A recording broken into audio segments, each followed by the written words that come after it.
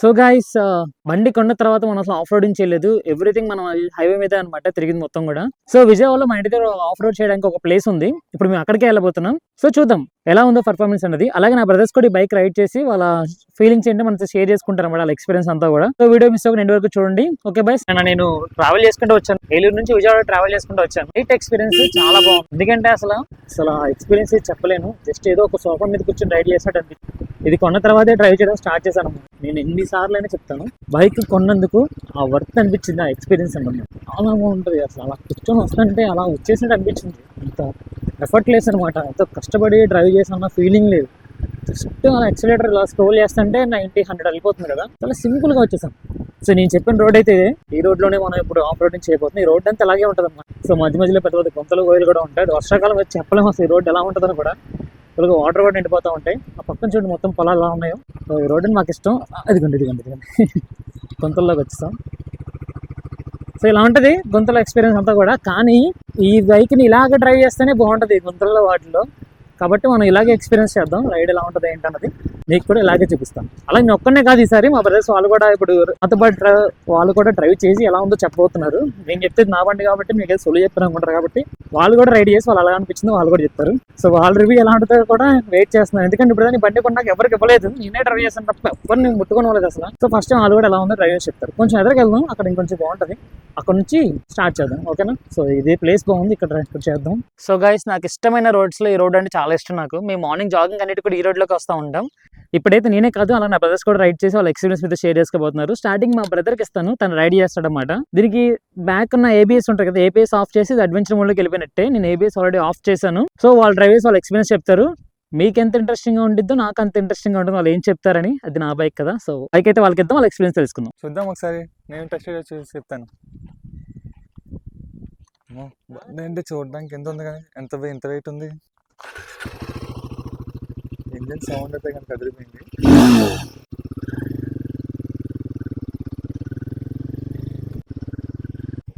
ఇక్కడితో మన రోడ్ అయితే ఎండ్ అయిపోయింది. మళ్ళీ మనం వెనక్కి వెళ్ళిపోతాం. సో మన రైడ్ అయితే కంప్లీట్ అయిపోయింది. బండి అయితే కనుక చాలా బాగుంది. ఆఫ్ రోడింగ్ చేసినప్పుడు కూడా బండి అయితే అసలు ఎక్కడ ఇబ్బంది అయితే అనిపించలేదు. చాలా కంఫర్ట్గా ఉంది. అలాగే ఈజీగా డ్రైవ్ చేసుకుంటూ వచ్చాము బండి అయితే కనుక.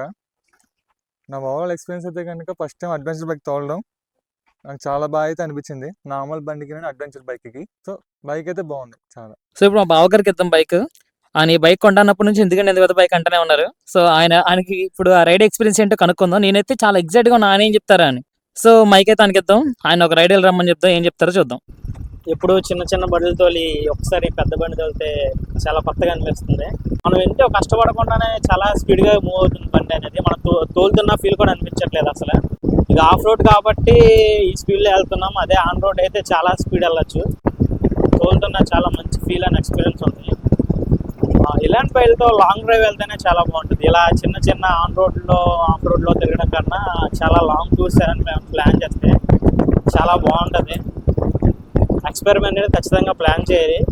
మా బావని ఏదో రకంగా ఒప్పించి నేను ప్లాన్ చేస్తాను వెళ్ళడానికి. తోలుతుంటే మనకు తెలియకుండా గాలి వెళ్ళిపోతున్న ఫీలింగ్ అనిపిస్తుంది. ఈ చిన్న గతుకులు వచ్చినప్పటికీ కూడా అంత ఇబ్బందిగా ఏమి అనిపించట్లేదు. అదే నార్మల్ చిన్న బండ్లు అయితే మనం చాలా ఇబ్బంది పడతాం ఈ గతుకులకి. కానీ ఈ గతుకుల్లో మనం కొంచెం స్లోగా వెళ్ళాల్సి వస్తుంది. కానీ అదే ఆన్ రోడ్లో అయితే చాలా స్పీడ్గా వెళ్ళచ్చు.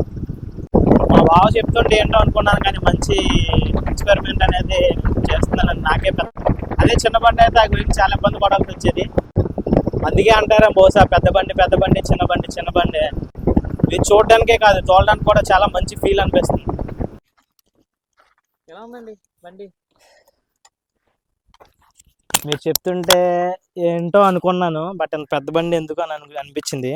కానీ వన్స్ ఇది తోలిన తర్వాత దీని ఫీల్ ఏంటి అనేది నాకైతే తెలిసింది. బాగా తోలుతుంటే నాకు గాలి వెళ్తున్న ఫీలింగ్ అనేది అనిపించింది. కానీ మంచి బైకే తీసుకున్నారు బాబు గారు. నాకైతే చాలా బాగా నచ్చింది. చూసే చూపులోనే కాదు, తోలే రైడ్ లో కూడా నాకు చాలా బాగా అనిపించింది. మంచి ఫీల్ అనిపించింది. సో రైడ్ అయితే అయిపోయినాయి, అందరూ ఎక్స్పీరియన్స్ అయితే షేర్ చేస్తున్నారు. కాసేపు మేము ఇక్కడే తిరిగి ఇంకొన్ని స్టంట్లు చేసి ఇంటికి అయితే బయలుదేరుతున్నాం హాయిగా. సో మా ఎక్స్పీరియన్స్ అయితే బాగుంది. అలాగే ఈ సన్సెట్ అన్ని కూడా బాగుంటాయి ఇక్కడ. ఇప్పుడు సన్సెట్ మొత్తం ఎంజాయ్ చేసి వచ్చాం అనమాట. ఇంటికి వెళ్తున్నాం. నాలాంటి ఒక మిడిల్ క్లాస్ పర్సన్కి ఇంత పెద్ద బైక్ అనేది పెద్ద డ్రీమే.